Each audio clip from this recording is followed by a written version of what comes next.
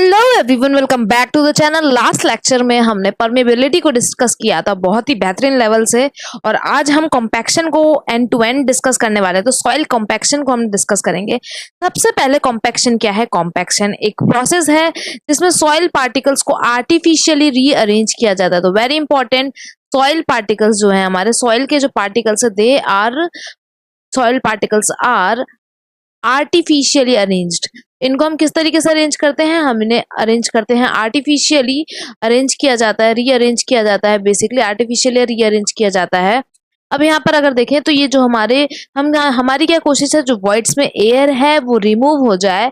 हम इस तरीके से मैकेनिकल मींस के थ्रू, हम इस तरीके से मैकेनिकल मींस से लोड इंक्रीज करते हैं, जो एयर है, जो वॉल्यूम ऑफ एयर वॉइड्स है वो कम हो जाए, और जो स्टेट है, जो हमारा सॉइल पार्टिकल्स है, वो एक दूसरे के बहुत नजदीक आ जाए। कांटेक्ट ऑफ जो स्टेट ऑफ कांटेक्ट है वो बहुत ज्यादा मतलब क्लोजर हो जाए। तो हम ये कोशिश करते हैं। इससे क्या होगा कि इनकी ड्राई डेंसिटी इंक्रीज हो जाएगी। तो रीअरेंज किया हमने, क्या किया यहाँ पर, जो वॉल्यूम ऑफ एयर वॉइड्स है उसको क्या किया हमने यहाँ पर डिक्रीज किया।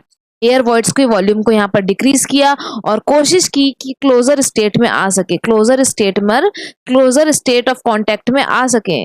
और यहाँ से हमारी जो ड्राई डेंसिटी क्या हो जाए, क्लोजर स्टेट ऑफ कांटेक्ट में आ सके। और ड्राई डेंसिटी क्या हो जाए, ऑब्वियसली ड्राई डेंसिटी क्या हो जाएगी हमारी, इंक्रीज हो जाएगी। तो ड्राई डेंसिटी को इंक्रीज करना है, एयर वॉइड्स को हमें रिमूव करना है। ये हमारे कॉम्पैक्शन का हमारा मेन मकसद है। वैसे अगर बात करें तो कॉम्पैक्शन जो है हमारा कंप्रेसिबिलिटी का पार्ट है। यहाँ पर क्या हो रहा है कि सॉइल हमारी कंप्रेस हो रही है, और जो कॉम्पैक्शन है वो हमारे कंसोलिडेशन से बहुत ज्यादा हद तक डिफरेंट होता है। कंसोलिडेशन में क्या होता है, वॉल्यूम रिडक्शन जो है वो पोर वाटर के एक्सपल्शन के कारण होता है, जो कि सैचुरेटेड वॉइड से निकलते हैं। और यहाँ पर जो पोर वाटर जो है यहाँ पर जो है एयर वॉइड्स के वॉल्यूम के रिडक्शन के कारण कॉम्पैक्शन हो रहा है। तो यहाँ पर बेसिकली हम क्या करते हैं, आर्टिफिशियल फोर्स लगाते हैं। आर्टिफिशियल मेथड है जिसमें हमने लोड को अप्लाई किया और हमने किसी भी मैकेनिकल मींस के द्वारा यहाँ पर वॉल्यूम को हमने रिड्यूस किया। यहाँ पर दो तरीके से हम कॉम्पैक्शन जो है, एप्लीकेशन ऑफ डेड लोड, यहाँ पे क्या होता है, बेसिकली डेड लोड का जो एप्लीकेशन है दो तरीके से किया जा सकता है। Either it can be done dynamic method, ये या तो डायनेमिक मेथड हो सकता है या फिर स्टैटिक मेथड हो सकता है। अगर हम डायनेमिक मेथड की बात करें तो जो डेड लोड है वो क्या करते हैं, रिपीटेड एप्लीकेशन के हेल्प से हम यहाँ पर डेड लोड को अप्लाई करते हैं। तो सॉइल को इस तरीके से कॉम्पैक्ट करते हैं कि repeated application of a dead load. यहाँ पर क्या अगर बात करें तो repeated application of dead load. तो सॉइल पे हम जो रिपीटेड एप्लीकेशन कर रहे हैं डेड लोड का, वो डायनेमिक है। वेल हम स्टैटिक की बात करते हैं तो यहाँ पर क्या होता है, हमने एक बार डेड लोड लगा दिया, फिर हम मतलब स्टडी इंक्रीज करते हैं स्टैटिक लोड का। यहाँ कैसा हो रहा है, study increase of dead load. तो study increase of dead load. अब ध्यान देने वाली बात यह है कि यहाँ पर जो बेसिकली डायनेमिक की अगर हम बात करें, जो डायनेमिक वाला है, जो डायनेमिक हमने अभी देखा, तो डायनेमिक हमारे कोर्स सॉइल जो होती है, जैसे कि अगर हम बात करें यहाँ पर जो डायनेमिक बिहेवियर है, जो डायनेमिक लोड एप्लीकेशन है, अगर इसकी बात करते हैं तो ये कोर्स ग्रेन सॉइल पे बेटर रिजल्ट देती है। तो ये कैसे सॉइल पे बेटर रिजल्ट देती है, कोर्स ग्रेन सॉइल पर ज्यादा अच्छे रिजल्ट देती है। और जो हमारा स्टैटिक मेथड है, अगर स्टैटिक मेथड की बात करते हैं, स्टैटिक मेथड जो अप्लाई करते हैं, ये हमारा less permeable fine grain soil पर अच्छा रिजल्ट देती है। तो लेस परमिएबल जो होती है फाइन ग्रेन सॉइल, जो less permeable fine grain soil है, उन पे बहुत बेहतरीन रिजल्ट देती है हमारा स्टैटिक मेथड। तो फाइन ग्रेन सॉइल पर हमारा बेहतरीन रिजल्ट देती है। बहुत इंपॉर्टेंट चीजों को हम डिस्कस कर रहे हैं। डायग्राम को अगर देखा जाए तो किस तरीके से डायग्राम को शो करते हैं हम यहाँ पर, हमने 3 फेज सिस्टम पहले ही देख लिया था। 3 फेज सिस्टम क्या होता है, यहाँ पर हमारा सॉलिड प्रेजेंट होता है, फिर हम अगर यहाँ पर बात करें, यहाँ पे वाटर प्रेजेंट होगा, और फिर यहाँ पर हमारा क्या होता है, एयर प्रेजेंट होता है। अब जब हमने कॉम्पैक्शन किया तो ये क्या है, बिफोर कॉम्पैक्शन। तो कॉम्पैक्शन करने के बाद या मैकेनिकल एप्लीकेशन लोड लगाने के बाद क्या होगा कि वॉल्यूम जो है वो चेंज हो जाएगा, कुछ तो वॉल्यूम आपको चेंज होता हुआ दिखेगा। अब सॉलिड्स तो उतने ही रहेंगे, सॉलिड का वॉल्यूम तो चेंज हो नहीं रहा है, और कंसोलिडेशन नहीं है तो वाटर भी चेंज नहीं हो रहा। तो आपको किस में चेंज देखने को मिला, एयर के वॉल्यूम में चेंज देखने को मिला। एयर के वॉल्यूम में आपको यहाँ पर चेंज देखने को मिला। तो ये चेंज आपको देखने को मिला है डेल वी से, जिसको हम शो करते हैं। तो यही हमारा मेन मकसद था। तो डायग्राम के थ्रू भी हमने समझ लिया। ये कब है, आफ्टर कॉम्पैक्शन के बाद हमें इस तरीके से डायग्राम देखने को मिलेगा 3 फेज सिस्टम का। अब एक बहुत ही इम्पोर्टेंट टॉपिक है या बहुत इम्पोर्टेंट टेबल जो यहाँ से पूछी जाती है, हम उसको डिस्कस करते हैं। तो अगर टेबल की बात करते हैं तो यहाँ पर हमारा क्या है, एक स्टैंडर्ड प्रॉक्टर टेस्ट होता है, फिर उसका मॉडिफाइड प्रॉक्टर टेस्ट देखने को मिलेगा और उसी को इंडियन वालों ने अडॉप्ट किया है। तो जैसे लाइट कॉम्पैक्शन टेस्ट बोलते हैं और हैवी कॉम्पैक्शन टेस्ट बोलते हैं। तो 1.5 की स्पीड पे कम से कम इस वीडियो को देखिएगा, क्योंकि यहाँ पर हम टेबल बना रहे हैं तो ऑब्वियसली थोड़ा सा स्लो चल रहा होगा। तो 1.5 will be the good one. और अगर आप खुद भी अगर ये टेस्ट की टेबल बना रहे हैं तब तो इससे बेहतरीन तरीका नहीं हो सकता रिवाइज करने का। तो मॉडिफाइड हो गया, एक हमारा स्टैंडर्ड प्रॉक्टर टेस्ट हो गया, एक हमारा मॉडिफाइड प्रॉक्टर टेस्ट हो गया। और यहाँ पर हमारा और क्या है कि लाइट कॉम्पैक्शन टेस्ट हो गया, और जिसको हम इंडियन मतलब आईएस इक्विवेलेंट प्रॉक्टर टेस्ट है, जिसको Indian standard equivalent Proctor test कहते हैं, जहाँ पर एक हो जाएगा हमारा लाइट कॉम्पैक्शन टेस्ट और एक हमारा हैवी कॉम्पैक्शन टेस्ट।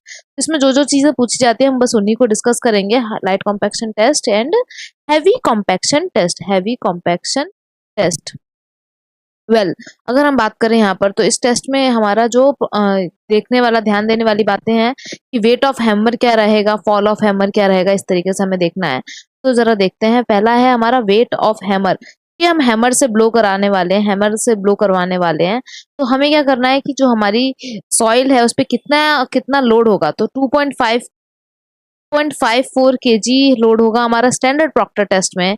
वहीं पर अगर हम मॉडिफाइड प्रॉक्टर टेस्ट की बात करते हैं तो 5.54 केजी लोड होगा हमारा, 4.54 केजी लोड होगा। लाइट कॉम्पैक्शन में क्या करते हैं कि जो ये हमारा, अगर आपने स्टैंडर्ड मॉडिफाइड को याद कर लिया तो बस उसी को राउंड ऑफ करके लाइट कॉम्पैक्शन टेस्ट या हैवी कॉम्पैक्शन टेस्ट है। तो राउंड ऑफ करेंगे 2.54 को तो कितना हो जाएगा 2.60।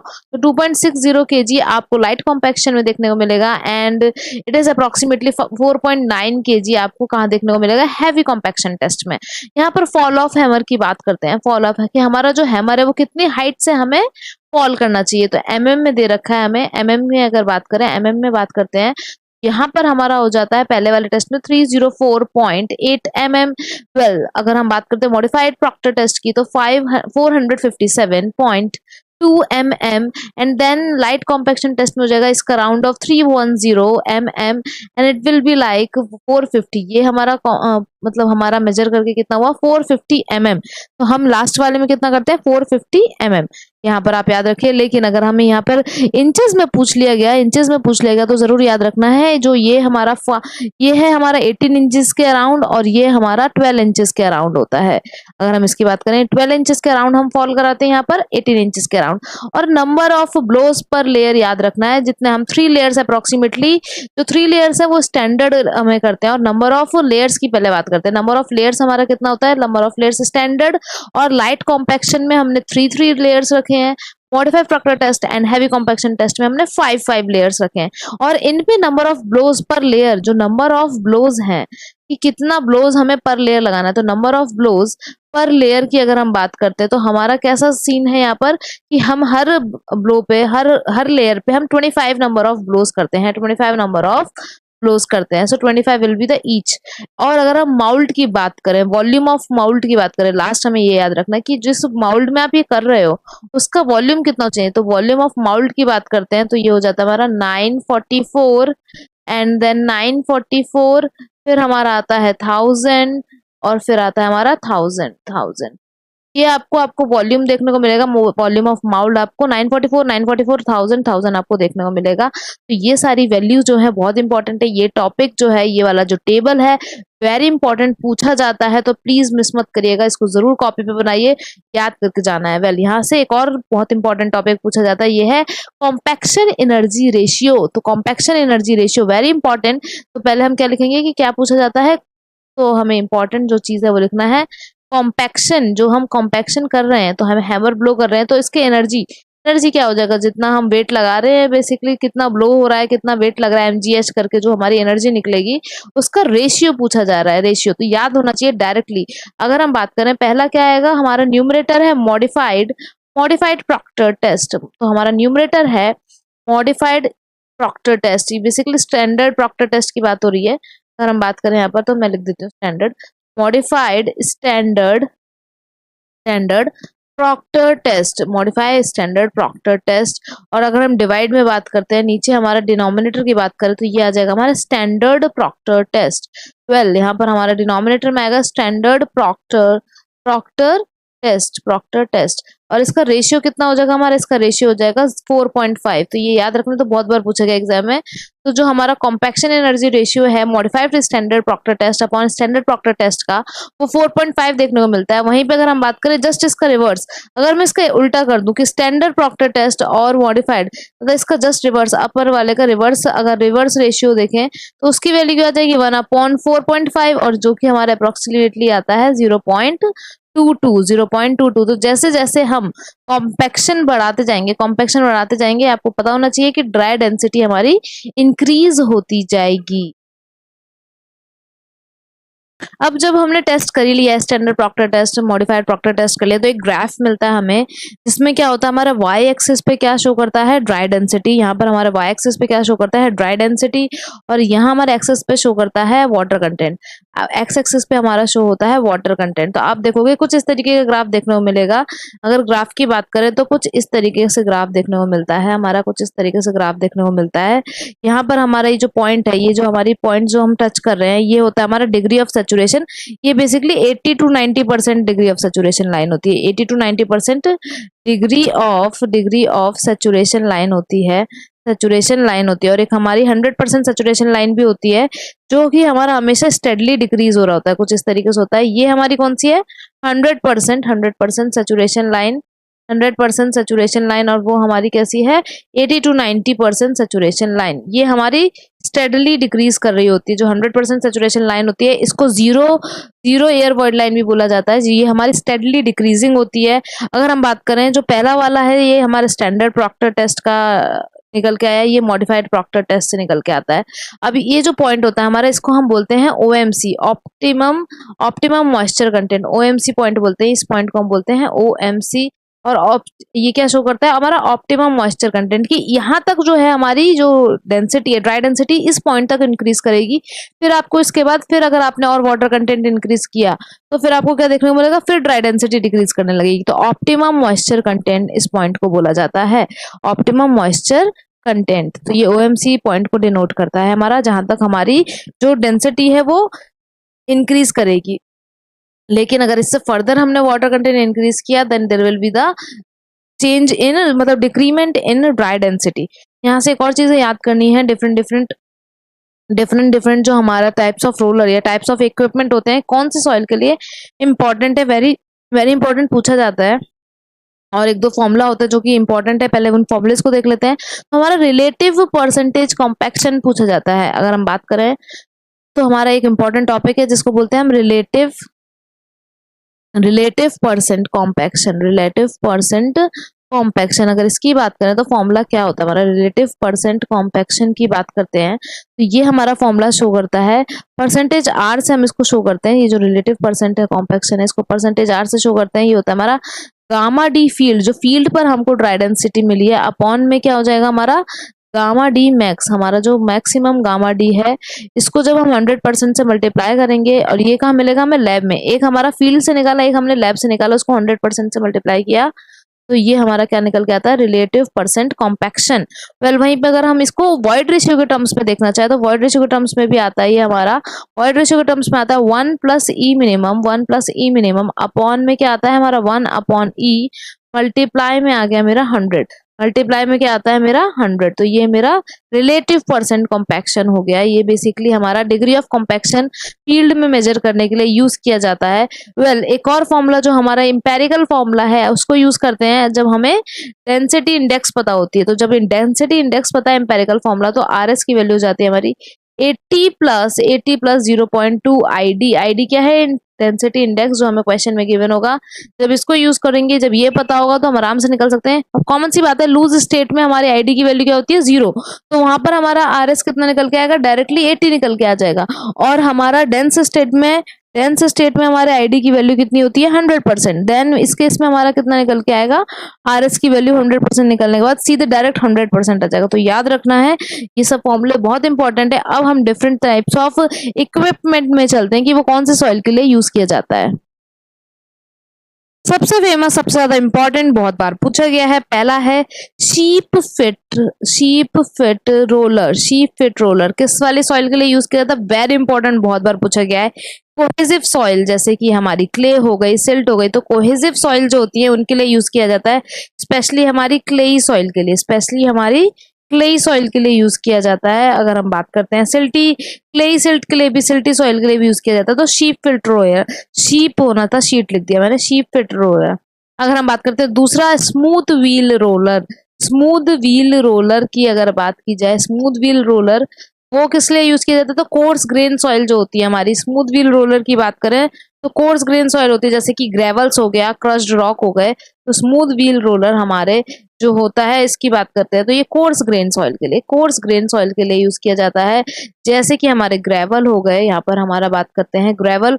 अगर हम बात करें यहाँ पर क्रश्ड रॉक, क्रश्ड रॉक की बात करते हैं, इन सब चीजों के लिए क्रश्ड रॉक इनके लिए यूज किया जाता है।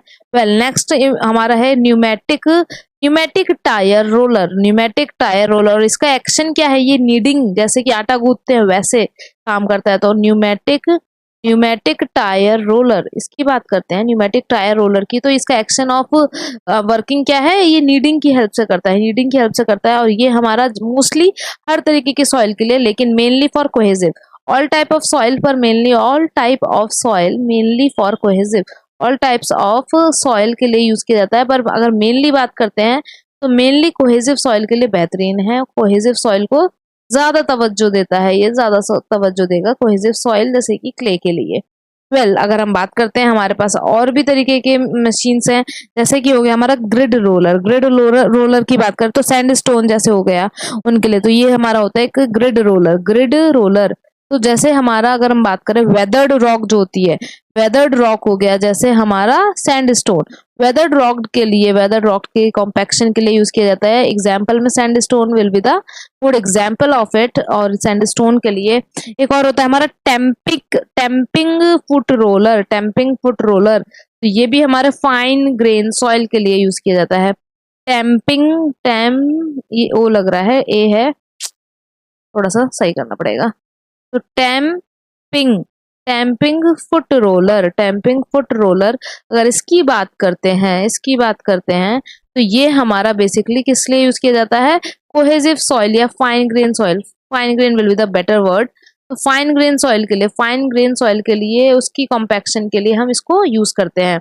एक हमारे पास रैमर्स भी होते हैं, टैपर्स भी होते हैं, रैमर्स भी होते हैं और टैपर्स भी होते हैं, जो कि हर सॉइल के लिए यूज किए जाते हैं। अगर हम बात करें टैपर्स या फिर रैमर्स भी होते हैं जो कि ऑल सॉइल के लिए यूज किए जाते हैं। वेरी इंपॉर्टेंट, जितने भी पॉइंट्स डिस्कस किए हैं सब एग्जाम के लिए इंपॉर्टेंट है, इसी वजह से डिस्कस किए जा रहे हैं। और एक लास्ट टॉपिक जो इसमें पूछा जाता है वो है ड्राई ऑप्टिमम और वेट ऑप्टिमम में आपको क्या चेंजेस देखने को मिलते हैं। वेरी इंपॉर्टेंट, ड्राई ऑप्टिमम और वेट ऑप्टिमम में आपको क्या चेंजेस देखने को मिलते हैं, परमेबिलिटी में, श्रिंकेज में, स्वेलिंग में, इसके बारे में हम जरूर देखेंगे। अब सबसे पहले हम देख लेते हैं कि स्ट्रक्चर कैसा देखने को मिलता है। ड्राई ऑप्टिमम एक तरफ लिख लेते हैं, ड्राई ऑप्टिमम, ऑप्टिमम, और एक तरफ लिख लेते हैं हम वेट ऑप्टिमम, एक तरफ हम लिख लेते हैं वेट ऑप्टिमम।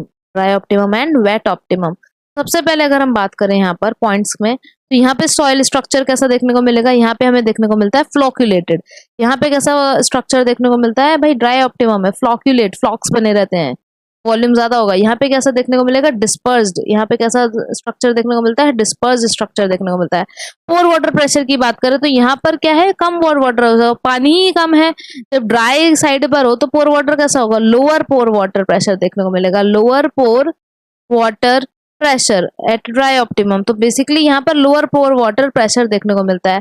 और इसके कंपेयर में अगर यहाँ पर बात करें तो कैसा पोर वाटर प्रेशर देखने को मिलेगा? हायर पोर वाटर, तो हायर देखने को मिलेगा। बस हायर लिख देती हूँ, पोर वाटर प्रेशर तो आप समझ ही जाएंगे। तो यहाँ पे क्या है? हमें हायर पोर वाटर प्रेशर देखने को मिलता है, क्योंकि यहाँ पर इसके कंपेयर में ज्यादा है, नाम ही है wet optimum. Dry optimum shrinkage कैसा देखने को मिलेगा? यहाँ पे कैसी श्रिंकेज देखने को मिलेगी? अगर इसकी बात करें तो ये कैसा होगा? लेस श्रिंक करेगा, क्योंकि ड्राई साइड पर है। लेकिन अगर वाटर प्रेजेंट है तो वाटर है, एवेपोरेट होगा तो ज्यादा श्रिंकेज देखने को मिलेगी। यहाँ पर हमें हाई श्रिंकेज देखने को मिलती है। यहाँ पर आपको कैसी श्रिंकेज देखने को मिलेगी? हाई या फिर more shrinkage will be the better word. Well यहाँ पर अगर हम बात करते हैं स्वेलिंग कहाँ देखने को मिलेगी? अब यहाँ ड्राई है कंडीशन, वाटर प्रेजेंट होगा तो वाटर आएगा, तो हमें स्वेलिंग कहाँ ज्यादा देखने को मिलेगी? स्वेलिंग की बात करते हैं। स्वेलिंग कहाँ पे ज्यादा देखने को मिलेगी? अब देखो यहाँ ड्राई है, वाटर यहाँ ज्यादा हमें नीड होगा, तो यहाँ जब वाटर आएगा तो स्वेलिंग यहाँ ज्यादा देखने को मिलेगी। तो मोर स्वेलिंग आपको कहाँ देखने को मिलेगी? ड्राई ऑप्टिमम साइड पर। Very important. तो स्वेलिंग आपको कहाँ ज्यादा देखने को मिल रही है? मोर स्वेलिंग है ड्राई ऑप्टिमम, तो लेस स्वेलिंग ऑब्वियसली हमें कहाँ देखने को मिलेगी? Less swelling. लेस स्वेलिंग हमें वेट ऑप्टिमम साइड पर देखने को मिलेगी। लेस स्वेल करेगा ये हमारा वेट ऑप्टिमम साइड। वेल यहाँ पे अगर हम बात करते हैं परमेबिलिटी की, तो परमेबिलिटी हमें फ्लॉक्यूलेटेड स्ट्रक्चर्स में ज्यादा देखने को मिलता है, तो मोर परमेएबल। ड्राई ऑप्टिमम साइड हमारा मोर परमेएबल होगा, और यहाँ पे तो पहले से ही वाटर प्रेजेंट है, तो यहाँ पर ये लेस परमेएबल होगा। लेस परमेएबल देखने को मिलेगा। अब बस आपको ये बताना है स्ट्रेंथ ज्यादा कहाँ पर देखने को मिलेगी, ये तो आप बता सकते हैं, very easy. Dry optimum side में आपको स्ट्रेंथ ज्यादा देखने को मिलेगी या वेट ऑप्टिमम साइड पे ज्यादा स्ट्रेंथ देखने को मिलेगी, ये आपको कमेंट सेक्शन में बताना है। और हमने बहुत ही बेहतरीन लेवल से ये पूरा कॉम्पैक्शन को डिस्कस कर लिया। आई होप आप लोग को बहुत मजा आया होगा। Thank you so much for watching. किस टॉपिक पे नेक्स्ट बना सकते हैं, वेरी इंपॉर्टेंट बताइएगा। तो जिस तरीके से कॉम्पैक्शन एयर वॉइड्स को रिमूव करता है और उसको डेंस बनाता है, उसी तरीके से आप लोगों को अपनी पढ़ाई में बहुत ज्यादा कॉम्पैक्ट होना है और सीट को बुक करना है। Till then keep watching, keep learning, like and subscribe our channel. Thank you so much.